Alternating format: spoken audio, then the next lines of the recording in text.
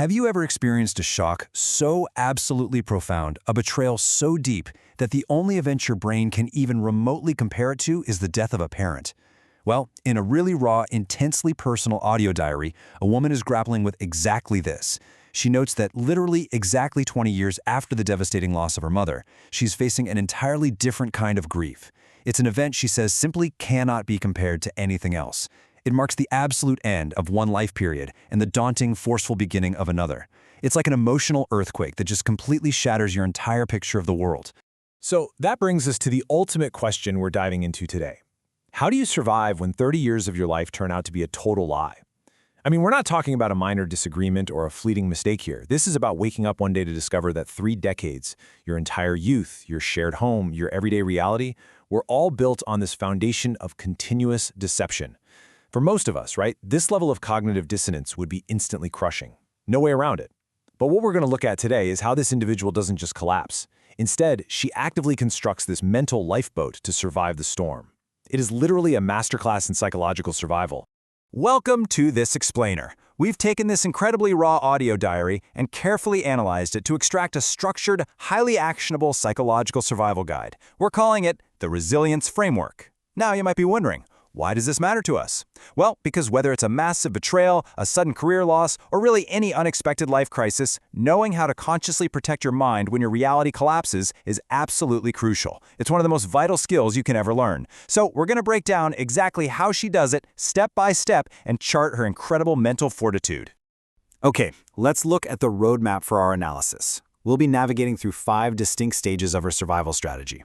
1. The sudden collapse of reality. 2. The observer position. 3.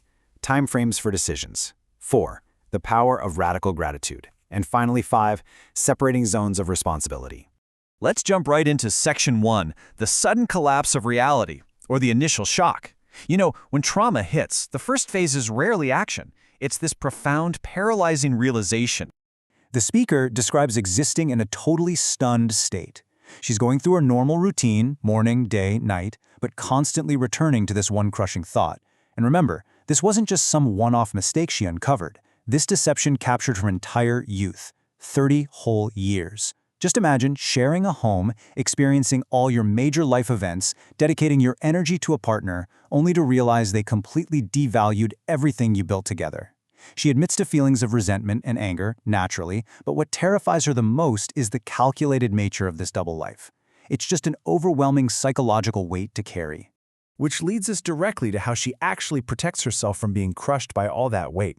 Section 2. The observer position as a psyche defense. This is her immediate intuitive defense mechanism. She utilizes a concept known as the zero position. So instead of panicking, she consciously decides to let go of immediate action and simply observe. It's like she steps out of her own immediate emotional reaction and watches the ongoing situation as if she were a third-party analyst. Because remember, the deception and the double life are still actively happening around her. By doing this, she actively pushes away those spiraling thoughts that threaten to pull her under. She isn't ignoring the pain at all. Rather, she's intentionally choosing exactly where to stand while she looks at it. And this really illustrates why the zero position is biologically necessary. Think about it. If she stays completely in the trauma, her cortisol is going to spike out of control physically and mentally, destroying her. Conversely, observing the trauma allows her to preserve her health. She actually explicitly states, "I do not want this to destroy me. It is already destroyed and crossed out so much." Talk about a profound moment of self-preservation. She is choosing her own physiological safety over the absolute chaos of his betrayal. But of course, you can't stay in the observer position forever, right? Eventually, action is required. That brings us to Section 3, time frames for decisions and taking control. What she does next is brilliant. She creates a strategic anchor for herself. May 7th is her day of discovery, right there in the thick of the stunned phase. But to avoid staying suspended indefinitely, she sets a hypothetical deadline for herself, July 15th. By setting this date, she basically gives herself permission to not have all the answers right now. She completely removes that immense pressure to make a massive, life-altering decision today. Instead, she allows herself the grace to wait, to see how her emotional state evolves, and to observe what further events unfold over the next couple of months. And we really need to emphasize this. Taking a pause is a highly active strategy. So often we kind of think that if we aren't confronting a crisis head-on immediately, we're just being weak. Well, she proves the exact opposite. By waiting until her July 15th deadline, she remains super vigilant. She notes that the process of his deception is still ongoing, but now she's watching it from a completely different angle. She is, in her own words, armed with information. She's gathering intel, protecting her energy, and preparing for her next step from a place of steady strength, not panicked reaction. So while she waits, how does she keep her spirit intact? That takes us to Section 4, the power of radical gratitude. A powerful shield. And guys, I don't mean toxic positivity here. I mean gratitude as a literal shield. Right in the very midst of having her 30-year reality shattered, she consciously lists what she is grateful for. Her daughter, her health. She even says she's grateful for her past, and honestly, that is a massive cognitive victory. Instead of letting his lies taint her entire history, she reclaims it. She says she is grateful for every lived second, even the painful ones, because they are hers. She literally weaponizes this gratitude against the bitterness that's trying to consume her, ensuring that her capacity for joy just isn't destroyed by his actions. And finally, we arrive at what might just be the most powerful psychological tool in this entire framework. Section 5. Separating zones of responsibility. Setting boundaries. This is where she truly sets herself free. She draws this incredibly clear, impenetrable boundary. On one side are his choices, the double life, the lies, the constant danger. She completely detaches herself from all of that. She states firmly, that is his choice, those are his actions, he must bear the responsibility before himself. She utterly refuses to carry the shame or the burden of his deception. Then, on the other side is her reality.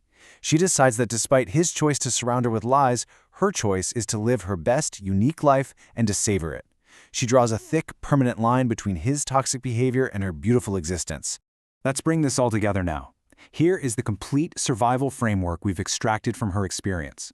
1. Acknowledge the collapse without rushing to fix it. 2. Adopt the observer position to save yourself from that nasty cortisol overload. 3. Set an action deadline to give yourself a strategic, guilt-free pause. 4. Weaponize radical gratitude to protect your joy. And 5.